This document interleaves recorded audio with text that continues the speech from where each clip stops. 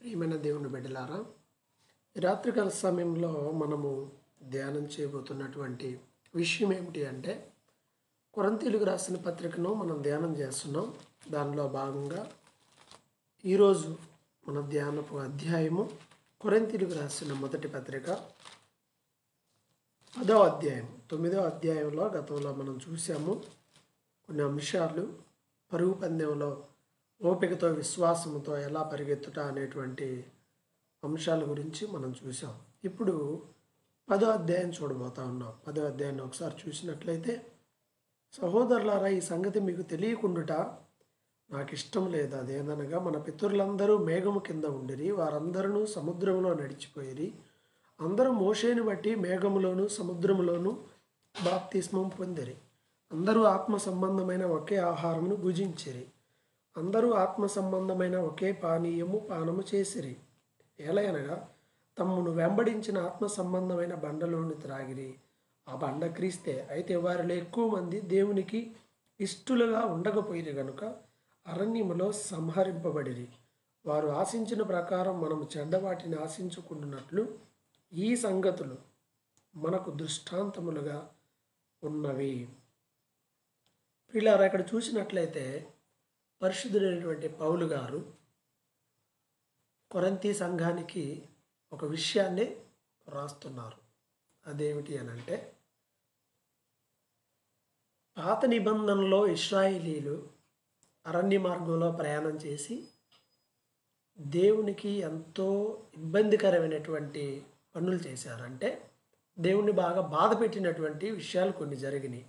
వాటిని ప్రస్తావిస్తూ ఏమంటున్నారంటే, వాళ్ళు అనేక మంది దేవుణ్ణి బాధ పెట్టారు. అనేక మంది మీన్స్ మ్యాక్సిమం అక్కడ బయలుదేరిన వారిలో యెహోషువ, కాలేబు తప్ప మిగతా అందరూ కూడా కనాను దేశంలో ప్రవేశించలేకపోయారు అనే విషయం మనందరికీ బాగా క్లియర్గా తెలిసినటువంటిది. ఎందుకని వాళ్ళు అలా ప్రవేశించలేకపోయి ఉన్నారు అని అంటే, కేవలం అది వారి యొక్క అవిశ్వాసతను బట్టి, అది వారి యొక్క అవిశ్వాసం. అలాగే వారు దేవుని వాక్యానికి విరోధముగా చేసినటువంటి పనుల వల్ల కూడా మనం గ్రహించాలి.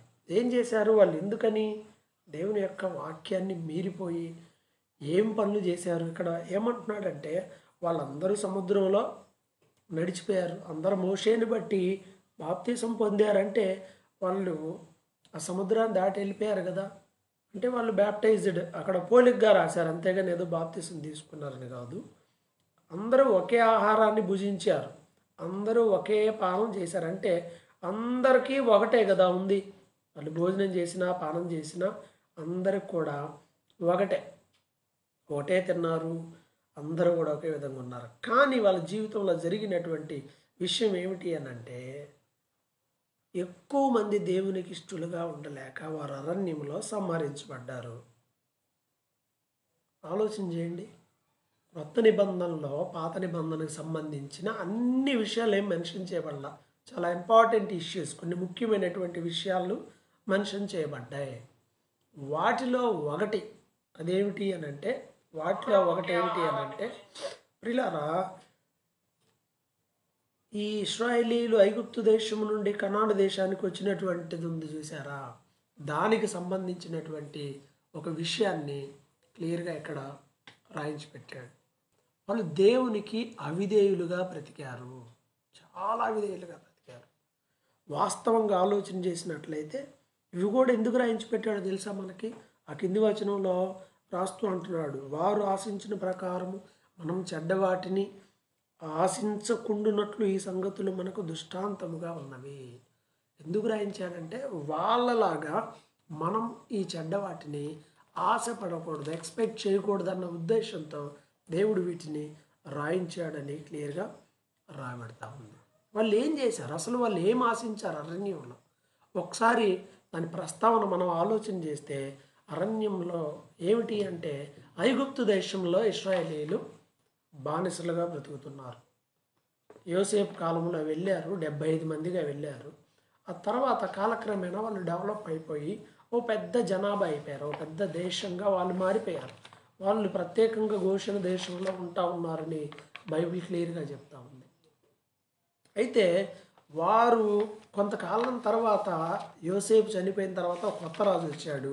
ఆ కొత్త రాజు ఏం చేశాడు అని అంటే, వీళ్ళు డెవలప్ అయిపోతున్నారు, మనకంటే వీళ్ళు జనాభా పరంగా ఎక్కువైపోతూ ఉన్నారు, కాబట్టి లేనిపోయిన సమస్య వచ్చేలా ఉంది అని చెప్పి ఇశ్రాయేలీలు మగపిల్లలు పుట్టకుండా ప్లాన్ చేసి మగపిల్లలు పుడితే చంపేయమని చెప్పడం, వాళ్ళని బాగా బానిసలుగా చేసుకొని వెట్టి చాకిరి వాళ్ళ చేత చేయించి చాలా ఇబ్బంది పెట్టాడు. అయినా కానీ దేవుడు వారిని ఆశీర్వదించాడు అనే విషయాన్ని మనం గ్రహించాలి. అలాగే వాళ్ళ చేత ఇప్పుడు ఈజిప్ట్ దేశంలో ఉన్న ఈ పిరమిడ్లన్నీ కూడా ఆ రోజు ఇశ్రాయేలీలు బానిసలుగా ఉన్నప్పుడు కట్టినవే. మినిమం అవన్నీ కూడా ఏ విధంగానైనా అణిచివేయాలని ఫరో చాలా ట్రై చేశాడు. ఒక విషయాన్ని మనం గుర్తుపెట్టుకోవాలి, ఎవరి వల్ల మనం ఆశీర్వదింపబడకుండా ఉండటం అనేది జరిగేది కాదు. దేవుడు ఆశీర్వదించాలి అనుకుంటే నిశ్చయముగా మనం ఆశీర్వదించబడతాం. మన దోషాలు, మన అవిధేయతలు, మన అయోగ్యతల వల్ల మనం ఆశీర్వదించబడకుండా ఉంటామే తప్ప ఏమాత్రము కూడా మరొకరు నీ ఆశీర్వాదానికి ఏమాత్రం అడ్డుబండలు కాదు, నువ్వే అడ్డుగా ఉంటావు తప్ప. కాబట్టి ఇక్కడ చూసినట్లయితే ఇశ్రాయేలీల ప్రజలు బయలుదేరిన తర్వాత అంటే బాగా ప్రార్థన చేశారు, మేము ఈ దేశంలో ఉండలేము, కుదరదు, బానిసలుగా మేము బాధపడుతున్నామని. దేవుడు మోషే నాయకత్వంలో వారిని విడిపించాడు. ఆ విడిపించే క్రమంలో 10 అద్భుతాలు చేశాడు. ఐగుప్తు దేశంలో 10 తెగుళ్ళు పెట్టి వారిని వణికిచ్చేశాడు. ఐగుప్తు దేశం అంతా కూడా వణికిపోయింది 10 తెగుళ్ళ వల్ల. ఆ తర్వాత జరిగిన విషయం ఏమిటి అంటే, ఆ 10 తెగుళ్ళ వల్ల ఐగుప్తు దేశాన్ని వణికించి ఆ అద్భుతాలు వాళ్ళకి చూపించి మరలా తిరిగి వాళ్ళని ఐగుప్తు నుండి కనానుకు తీసుకుని వెళ్తుంటే మార్గ మధ్యలో ఇశ్రాయేలీలు 10 సార్లు దేవుణ్ణి బాధ పెట్టారు, 10 సార్లు దేవుణ్ణి శోధించారు. అంటే ఇక్కడ ఎన్ని అద్భుతాలు చూశారో అన్నిసార్లు దేవుణ్ణి శోధించి దేవుణ్ణి బాధ పెట్టినట్లుగా ఇక్కడ క్లియర్గా కనపడతా ఉంది. మనం వారిలాగా దేవుణ్ణి బాధ పెట్టకూడదు అని బైబిల్ చెప్తూ ఉంది. మనము వారి వలె చెడ్డ వాటిని ఆశించకుండా, వారు దేవునికి ఇష్టలుగా ఉండలేకపోయారు, వాళ్ళ ఆశలను బట్టి వారు దేవునికి ఇష్టలుగా ఉండలేకపోయారు. మనం అలా ఉండొద్దని పౌలు గారు చెప్తూ ఈ విషయాన్ని రాసిపెట్టారు. ఏంటంట, జనులు తినుటకు త్రాగుటకు కూర్చుండి ఆడుటకు లేచిరి అని రాయబడినట్లు వారిలో కొందరు వలె మీరు విగ్రహారాధకులై ఉండకుడి. ఒక విషయాన్ని మెన్షన్ చేస్తున్నాడు. ఇశ్రాయేలీలు 10 రాంగ్ స్టెప్స్ వేశారు, 10 సార్లు దేవుణ్ణి బాధ పెట్టారు. అయితే కొన్నిటిని మెన్షన్ చేస్తున్నాడు ఇక్కడ. అదేమిటి అంటే, మొదటిది, మీరు వారిలాగా విగ్రహారాధికులై ఉండొద్దు అంటున్నాడు. విగ్రహారాధన ఏంటి?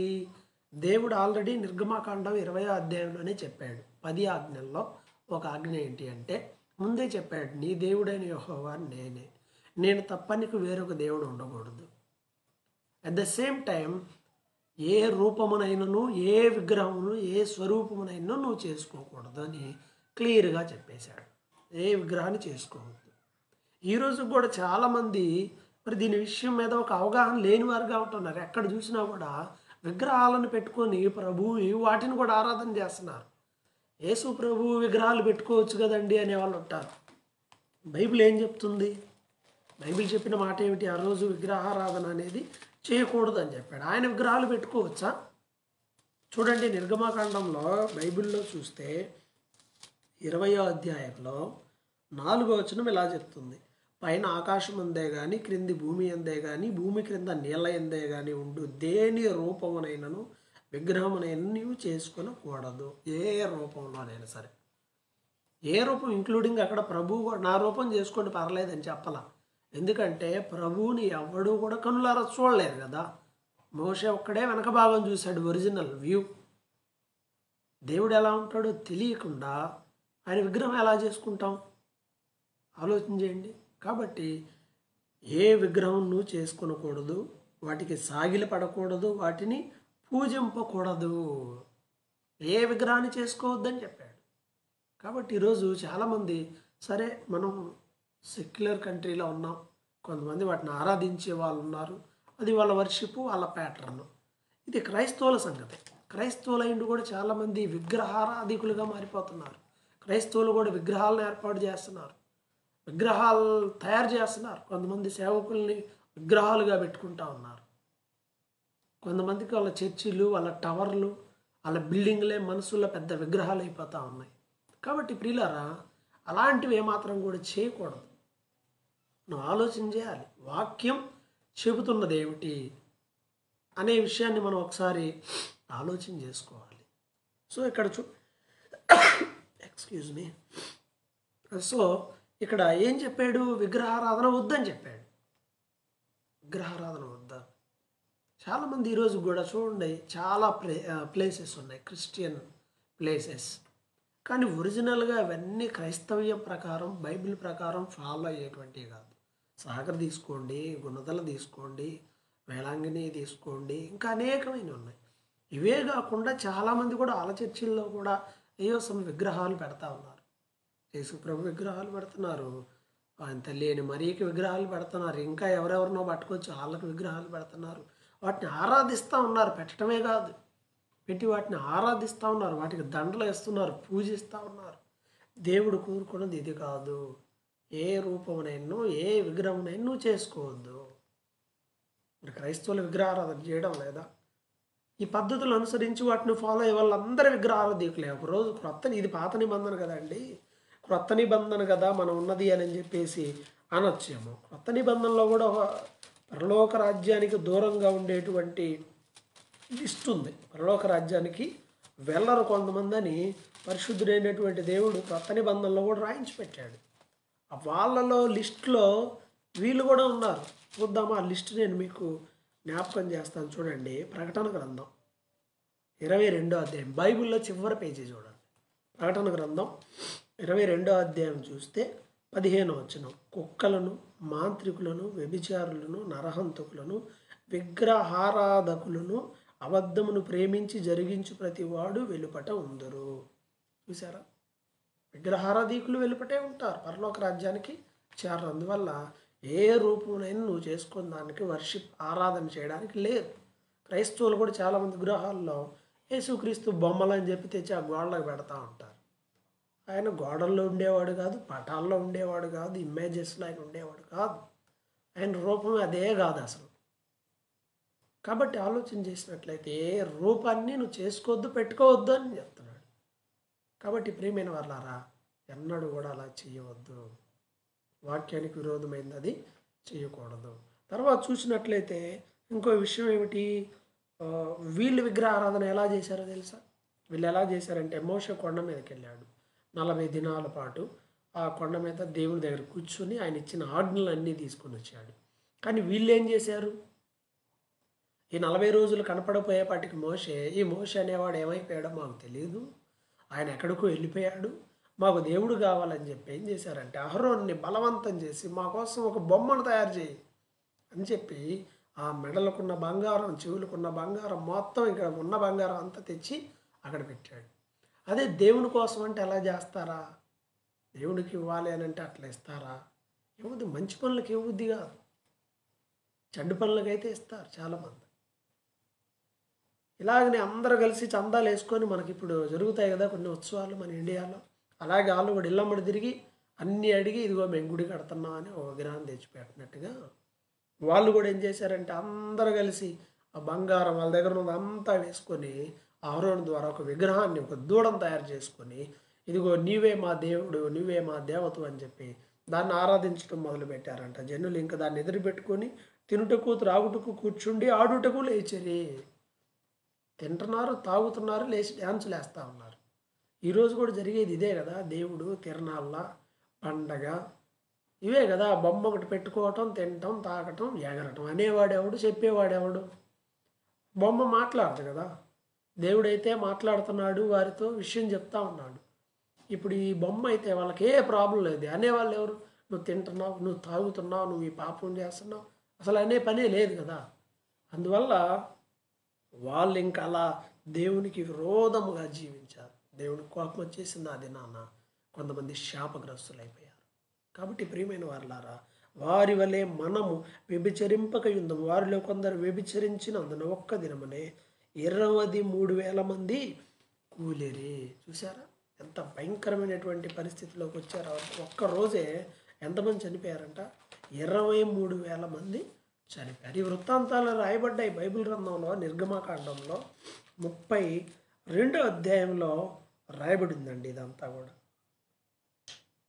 నిర్గమాకాండంలో చూసినట్లయితే 32వ అధ్యాయంలో చూస్తే 28వ వచనంలో, లేవీయులు మోషే మాట చొప్పున చేయగా ఆ దినమున ప్రజల్లో ఇంచుమించు 3000 మంది కూలిరి. చూసారా ప్రియమైన వాళ్ళారా, ఇక్కడ ఏం జరిగింది?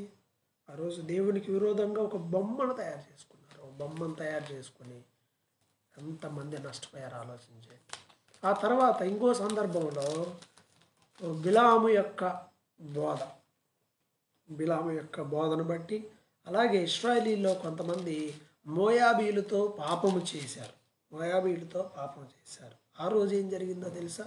సంఖ్యాకాండం 25వ అధ్యాయము 9వ వచనంలో చూస్తే 24,000 మంది ఆ తెగులు చేత చనిపోయిరి. ఇక్కడ వీళ్ళు ఎంతమంది ఎందుకు చనిపోయారు? దారిలో వెళ్తూ ఉన్నప్పుడు ఇశ్రాయేలీల ప్రజలు ఏం చేశారంటే, సంఖ్యాకాండం 25వ అధ్యాయం 1వ వచనంలో, మోయాబు రాండ్రతో వ్యభిచారం చేయసాగిరి.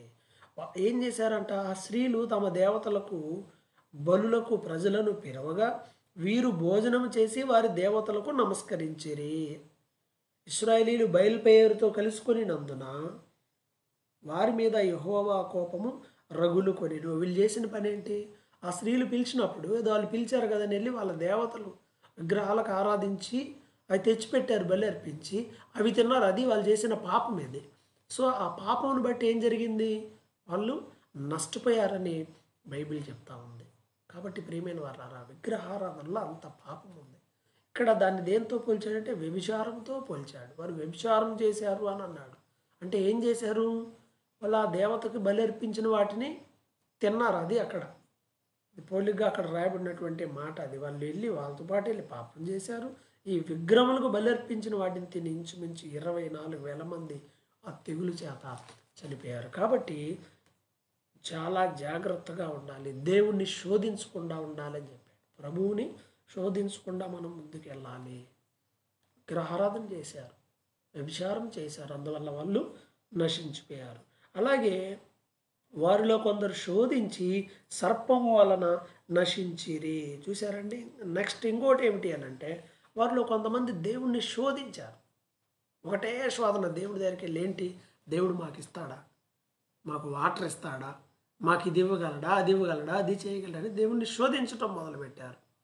ప్రియమైన వాళ్ళ ఆలోచించండి, ఎప్పుడూ కూడా మనం దేవుణ్ణి శోధించకూడదు. ఇశ్రాయేలీయులు దేనికి శోధించారు? ఐగుప్తు దేశం నుంచి బయలుదేరి మమ్మల్ని తీసుకెళ్ళమని ఏడ్చింది వాళ్ళే, కేకలేసింది వాళ్ళే.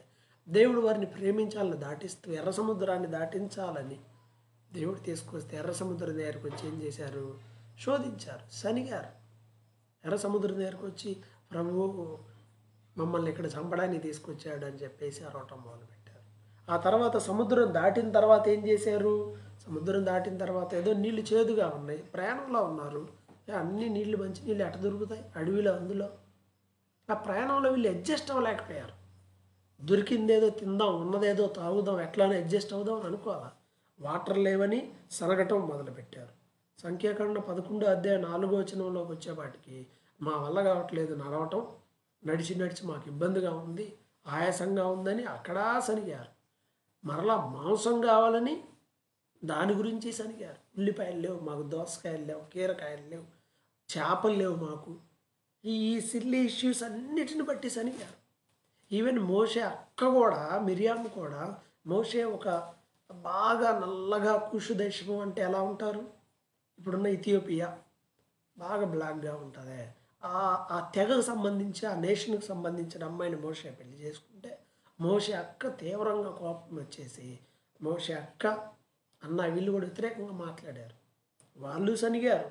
సర్వ సమాజం సరిగిందండి, చాలాసార్లు సరిగారు, తిరుగుబాటు చేశారు. సమాజం మోషే మీద గొడవ పెట్టుకున్నారు, అహరోను మీద గొడవ పెట్టుకున్నారు, దేవునికి విరుద్ధంగా ఎన్నోసార్లు మాట్లాడి దేవునికి బాగా కోపం వచ్చేలా చేశారు. దేవుడు 10 సార్లు పైనే చూసి చూసి చెప్పాడు, ఇక మీరు కనాను దేశంలో ప్రవేశించరు, ఎందుకంటే మీరు నా మాట వింటలేదు, ఈ శోధనలో మీరు నిలబడలేకపోయారు. చిన్న చిన్నవేనండి, ఏవి పెద్దవేమి కాదు, అన్నీ చిన్నవే. చిన్న చిన్న కారణాలకే దేవునికి దూరం అయిపోయారు, దేవుని వాక్యానికి దూరం అయిపోయారు, శాపగ్రస్తులుగా మారిపోయారు. అదే విషయం ఇక్కడ రాయబడి ఉంది. వారిలో కొందరు శోధించి సర్పం వల్ల నశించిరి. శోధించారు, పాములు వచ్చేసి కాటేసి చచ్చిపోయారు. అక్కడ కొంతమంది చచ్చిపోయారు. మీరు సనగొద్దు, సనిగి వారు సంహారకుడి పాలైరి. చెప్పాను కదా, దేనికి సనిగారు? నీళ్లు లేవని, ఆయన పెళ్లి చేసుకున్నాడు, మరి ఆమెను చేసుకున్నాడని, లేకపోతే అక్కడ ఉన్నటువంటి నీరు చేదుగా ఉన్నాయని, మాంసం లేదని, ఉల్లిపాయలు లేవని, ఇవి ఆ రీజన్స్. చిన్న చిన్న వాటికి అన్ని భౌతిక సంబంధమైనవే, అన్ని శరీర సంబంధమైనవే. ఈ శరీర సంబంధమైన కోరికలు కోరి దేవునికి ఇష్టం లేని కోరి నష్టపోయారు, నాశనమైపోయారు, నశించిపోయారు. అందుకే మనము వారిలాగా ఉండకుండా ఇవన్నీ యుగాంతమందున్న మనకు బుద్ధి కలుగుటకై వ్రాయబడిన 1 కొరింథీ 10:11. ఎందుకు ఇవన్నీ రాయించి పెట్టాడు తెలుసా దేవుడు? యుగాంతమందున్న మనకు బుద్ధి కలుగుటకై, మనం తెలుసుకోవాలని. యుగాంతంలో ఉన్న మనం తెలుసుకోవాలి. ఏమి? వాళ్ళు ఇలా చేశారు కాబట్టి వాళ్ళకి ఇలా అయింది, కాబట్టి మనము ఇలా చేయకూడదు అనేటువంటి విషయాన్ని మనం నేర్చుకోవటం కోసమే దేవుడు ఇవన్నీ మనకి రాయించి పెట్టాడు. కాబట్టి ప్రియమైన వారలారా, మనం ఏం చేయాలంటే జాగ్రత్తగా ఉండాలి, బుద్ధి కలిగి ఉండాలి, ఈ విషయంలో వాక్యానుసారముగా జీవించాలి.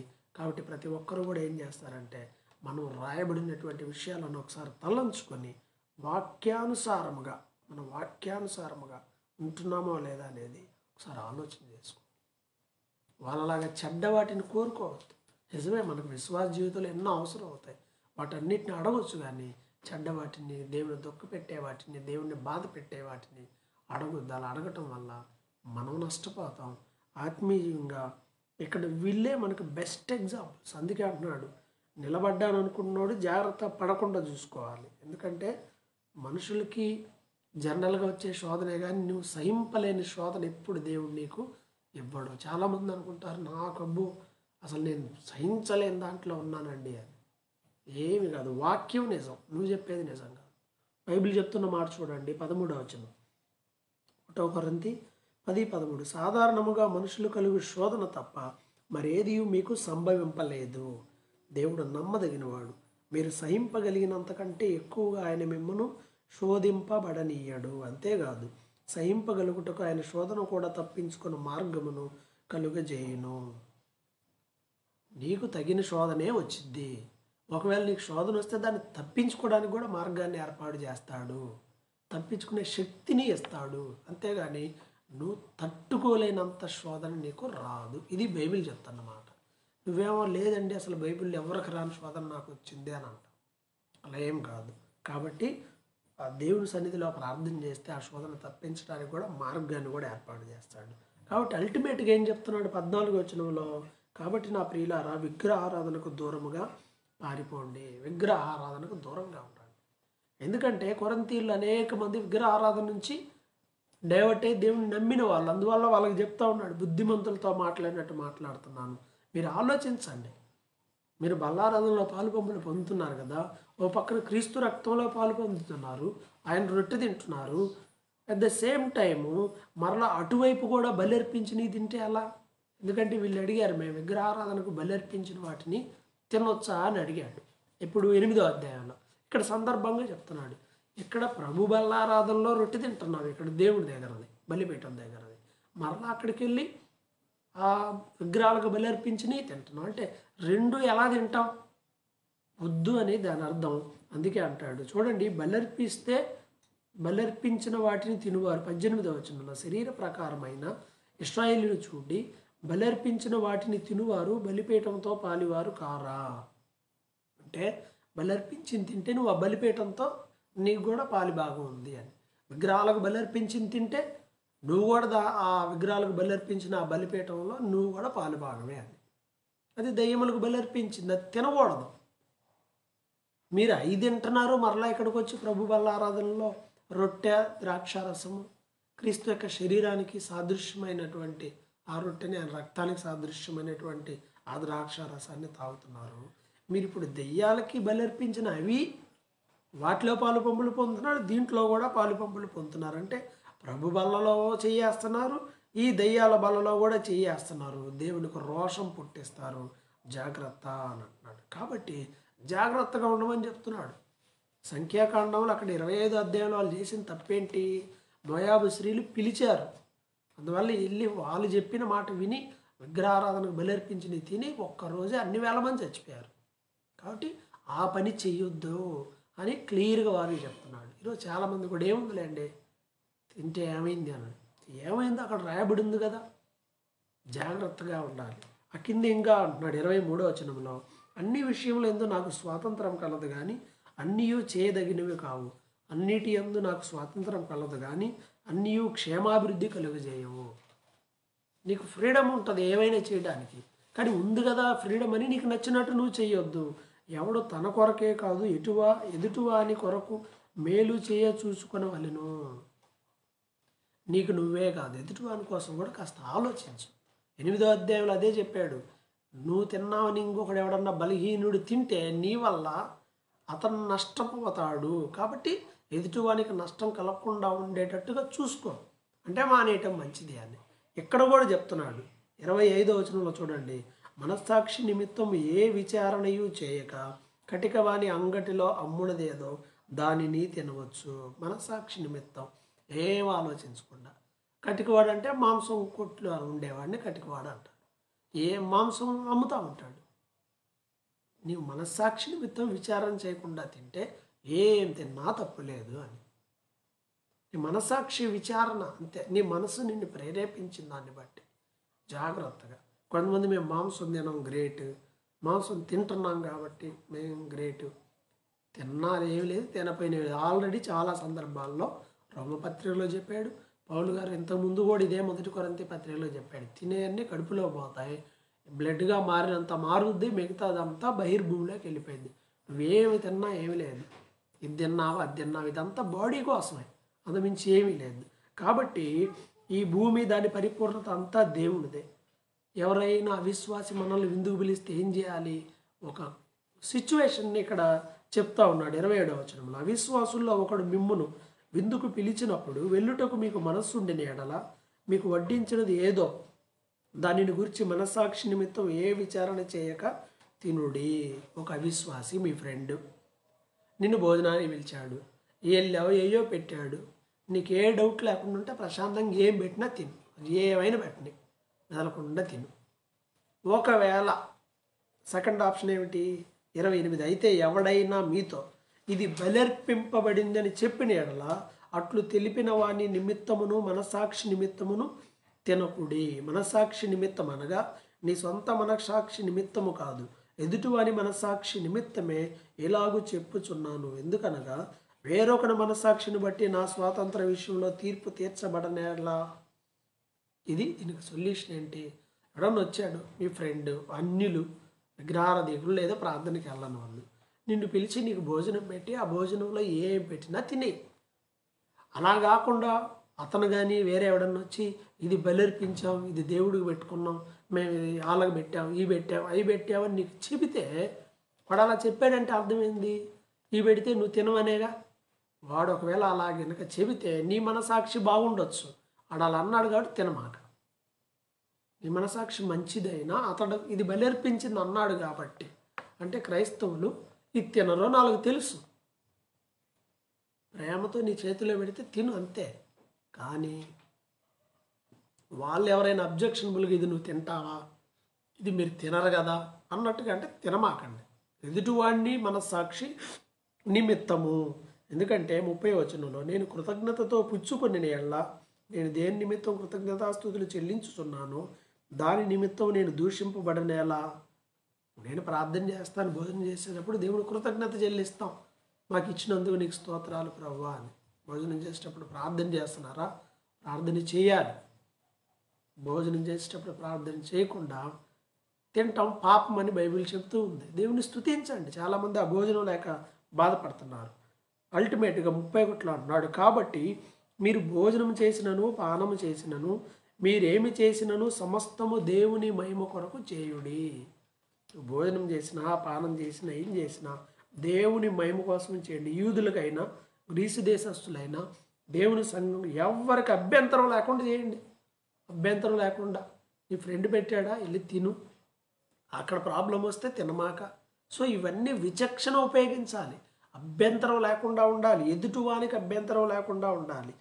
నేను కూడా స్వప్రయోజనం కోరుకోకుండా అనేకులు రక్షింపబడాలని అందరినీ సంతోషపెట్టడానికి నేను ట్రై చేస్తున్నాను అన్నాడంటే ఎదుటి వాళ్ళకి ఇబ్బంది అనుకున్నప్పుడు ఎదుటి వాళ్ళు అబ్జెక్షన్ అంటారని ఆయన కూడా కొన్ని మానేశాడు. కాబట్టి మనం జాగ్రత్తగా ఉండాలి. సో ఓవరాల్గా ఈ 10వ అధ్యాయం చెప్పేది ఏమిటి అంటే, ఇశ్రాయేలీలు ఆ దినమున మోయాబు స్త్రీల మాటలు విని విగ్రహములకు బలర్పించిన వాటిని తిన్నారు. అది దేవుడు పాపముగా ఎంచాడు. వ్యభిచారము అన్నాడు దాన్ని. వాళ్ళు బలర్పించిన వాటిని తినటాన్ని.